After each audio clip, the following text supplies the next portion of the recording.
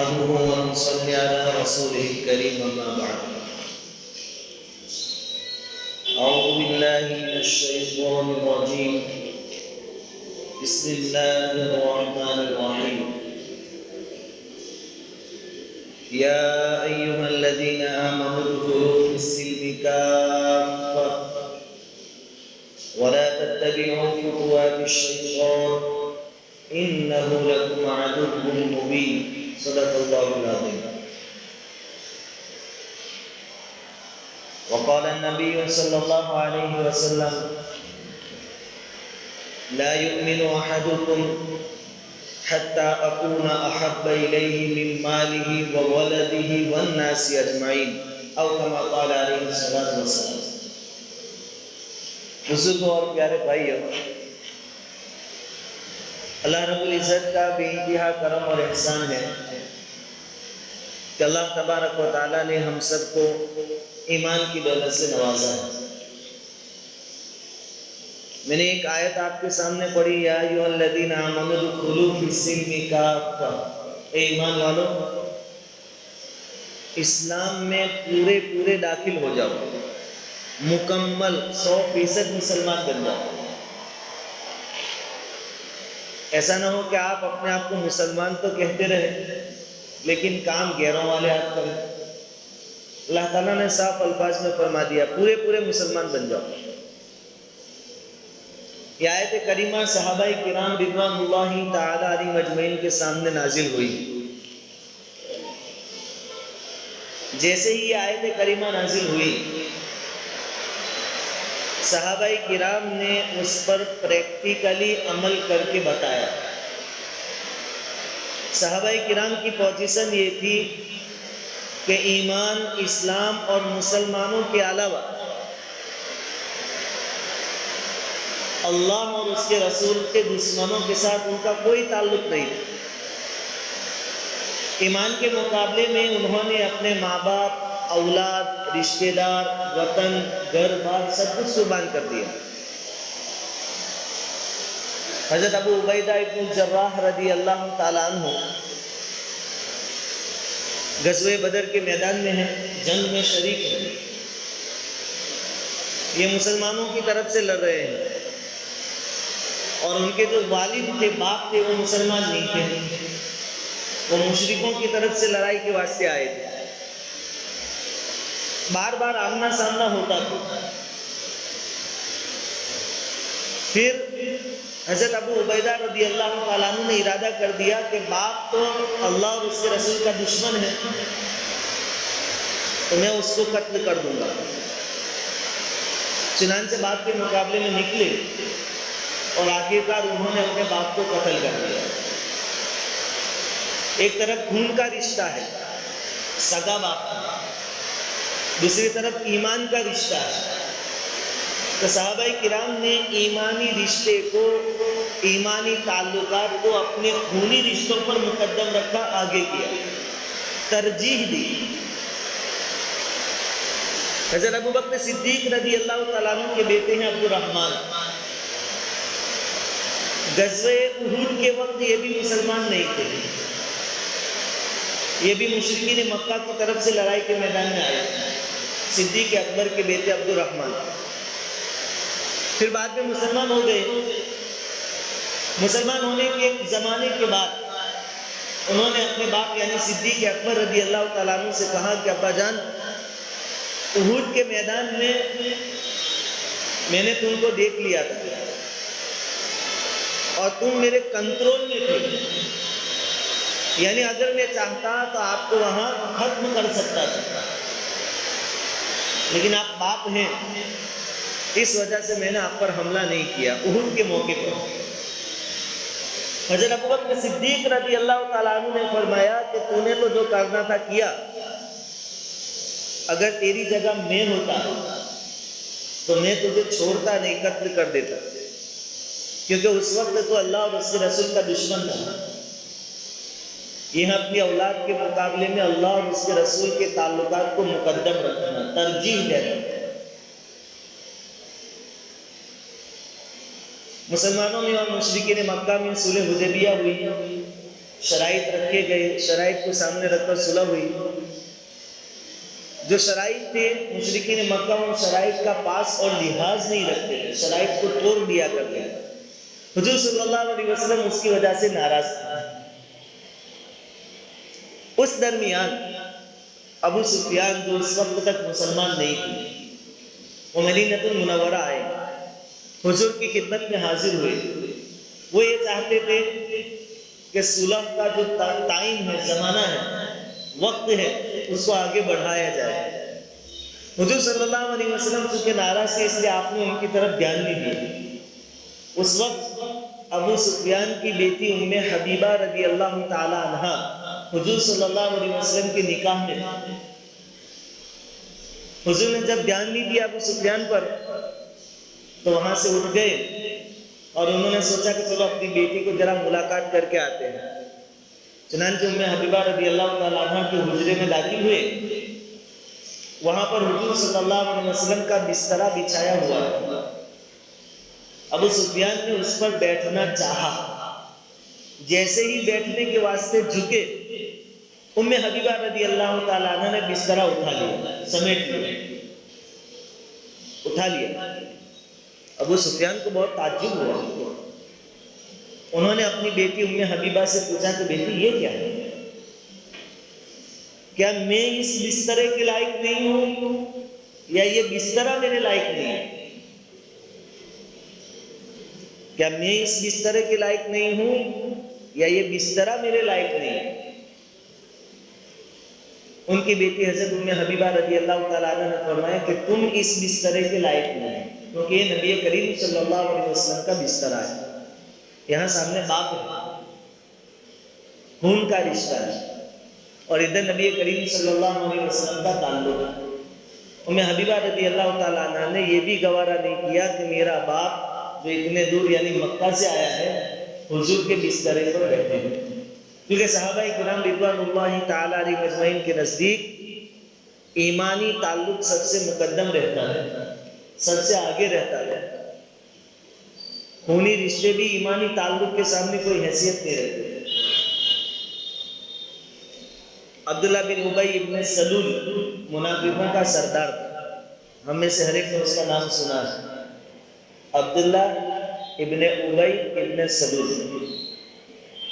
بات اصل یہ تھی کہ مدینہ والوں نے اس کو مدینہ کا سردار بنانے کی پوری تیاری کر لی تھی، لیکن اس دوران حضور صلی اللہ علیہ وسلم مکہ سے ہجرت فرما کر مدینہ تشریف لائے، تو پھر مدینہ والوں نے حضور کو اپنا سردار مان لیا، اس کی سرداری چلی گئی، اور جب کرسی چلی جاتی ہے تو آدمی اس کو برداشت نہیں کر سکتا، پھر وہ دشمن ہو گیا، منافقوں کا سردار ہو گیا۔ ان کے ایک بیٹے تھے، ان کا نام بھی عبداللہ تھا، لیکن یہ سچے اور پکے صحابی تھے، حضور پر جان مال سب کچھ قربان کرنے والے صحابی۔ ایک مرتبہ عبداللہ ابن ابی ابن سلول ایک دیوار سے ٹیپ لگا کر بیٹھا تھا، حضور صلی اللہ علیہ وسلم وہاں سے گزرے تو وہ بولا کہ ابن کبشہ نے ہم پر گرد و غبار ڈال دیا، یعنی ہمیں ذلیل کر دیا۔ ابن ابی کبشہ، اب ابن کبشہ سے مراد یا تو حضور صلی اللہ علیہ وسلم کے نانا کی کنیت ہے، یا حضور کو دائی حلیمہ نے جو دودھ پلایا تھا ان کے شوہر کی کنیت، اس سے مراد حضور کی ذات ہے کہ محمد صلی اللہ علیہ وسلم نے ہم پر گرد و غبار ڈال دیا، ہمیں ذلیل و رسوا کر دیا۔ یہ الفاظ اس کے بیٹے جو صحابی کے سچے پکے مسلمان تھے انہوں نے سن لیے۔ وہ دوڑے ہوئے حضور صلی اللہ علیہ وسلم کی خدمت میں حاضر ہوئے اور کہا کہ میرے باپ نے آپ کی شان میں گستاخانہ الفاظ کہے، آپ اگر اجازت دے میں اس کا سر قلم کروں، سگا باپ ہے، اس کی زبان سے حضور کی شان میں نامناسب الفاظ نکلے، اس پر بیٹا اپنے باپ کو قتل کرنے کے واسطے تیار ہے، کیونکہ ان کے وہاں خونی رشتوں کے مقابلے میں ایمانی رشتے، ایمانی تعلقات زیادہ مضبوط ہیں۔ اسی عبداللہ بن ابی ابن سلول کا دوسرا ایک واقعہ لکھا ہے۔ کہ اس نے حضور صلی اللہ علیہ وسلم کے شان میں گستاخانہ الفاظ کہے، حضور کو بہت تکلیف ہوئی۔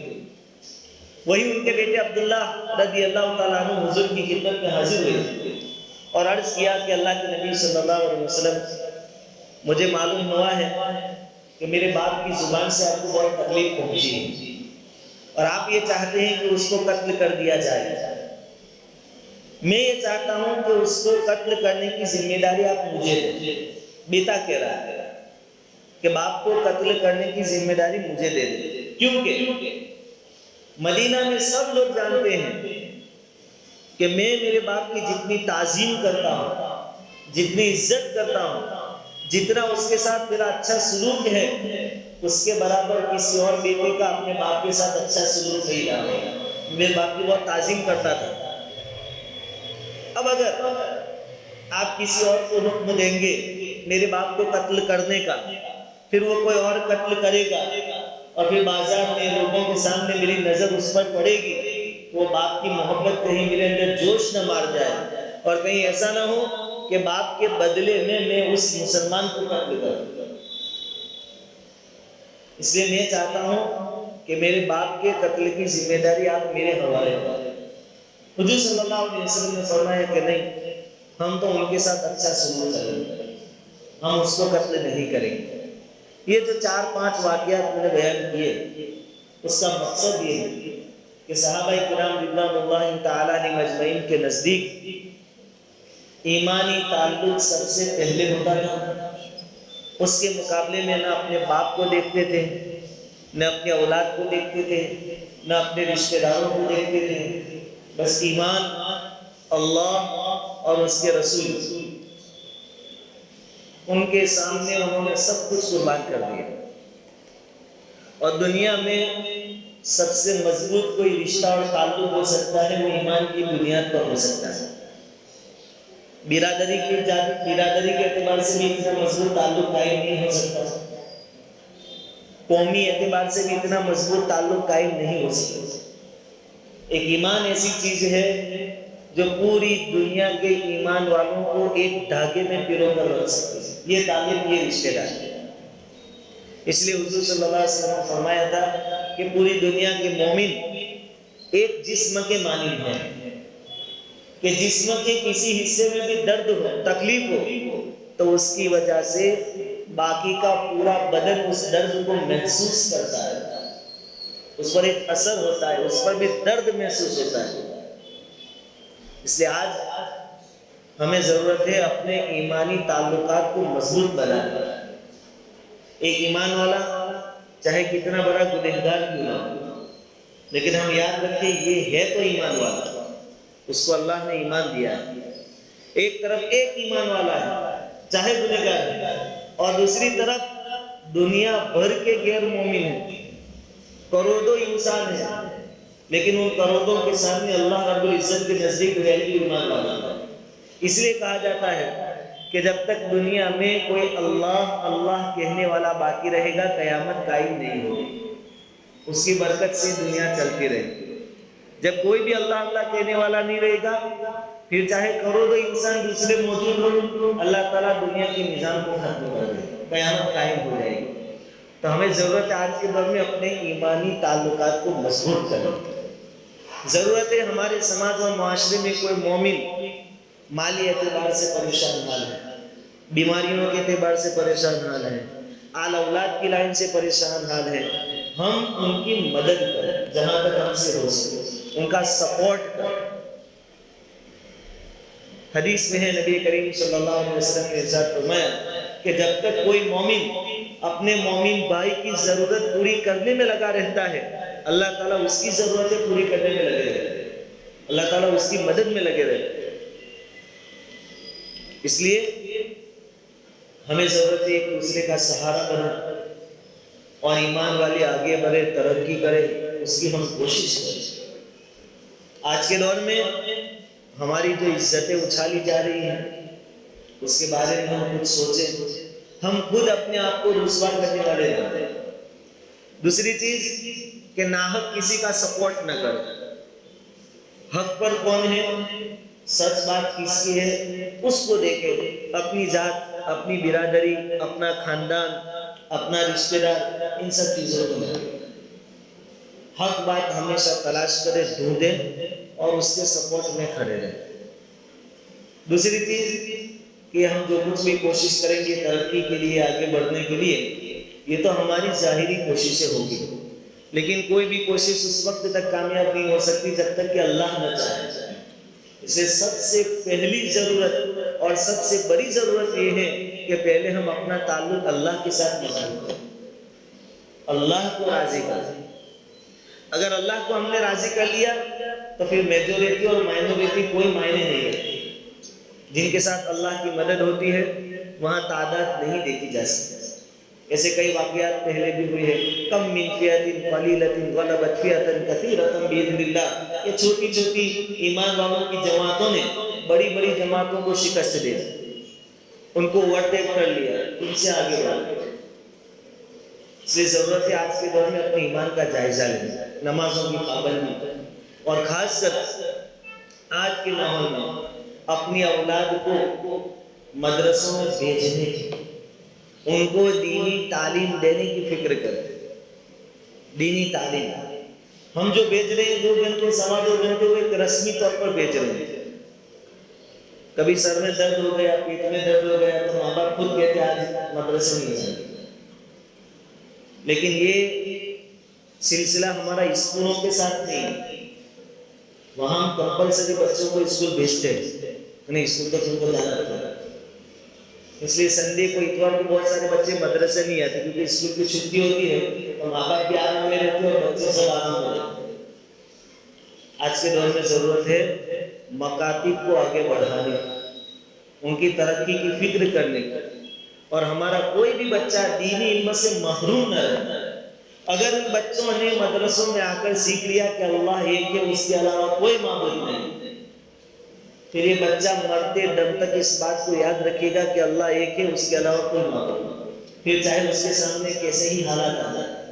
اگر بچوں نے پڑھ لیا کہ ہمارے نبی صلی اللہ علیہ وسلم آخری پیغمبر ہیں، آپ کے بعد کوئی نبی آنے والے نہیں، پھر اس کے سامنے، بچے کے سامنے بڑے ہو کر کوئی قادیانی بھی آ گیا اور کوئی دوسرا بھی آ گیا اور کیسا ہی نبوت کا دعویٰ کرے، شکیل بن حنیف جیسا کوئی آ گیا، لیکن چونکہ اس بچے نے بچپن میں پڑھا تھا کہ نبوت کا سلسلہ بالکل ختم ہو گیا، وہ بچہ اس بات کو ہمیشہ یاد رکھے گا اور ایسے فتنوں سے اپنے آپ کو بچا لے گا۔